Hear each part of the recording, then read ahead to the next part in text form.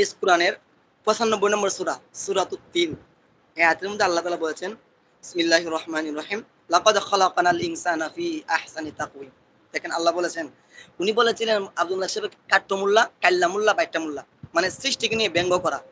তার মানে উনি আল্লাহ তাআলা বলেছেন, আল্লাহ বলেন লাকাদ খালাকনাল ইনসানা ফি আহসানি তাকওয়িম। আল্লাহ আয়াতের শুরুতে লাম একটা তাকিদ নিয়ে এসেছেন, আবার কাদ এটাও জি, তাকিদ। জি। আল্লাহ তাকিদ দিয়ে বোঝাচ্ছেন লাকাদ খালাকনাল ইনসানা ফি আহসানি তাকওয়িম। আমি আল্লাহ মানুষকে সুন্দর আকৃতি, সুন্দর গঠন দিয়ে আমি আল্লাহ মানুষকে সৃষ্টি করেছি।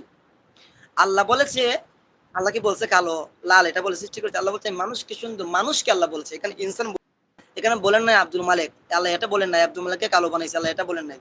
আর তুমি মাসুককে বটলা বানাইছে, কালো বানাইছে, মাথা মোটা বানাইছে, এটা বলেন নাই। মানে মুখের কুরুচি ভাষা বলেছে, এটা বলেন। আল্লাহ বলছে মানুষকে।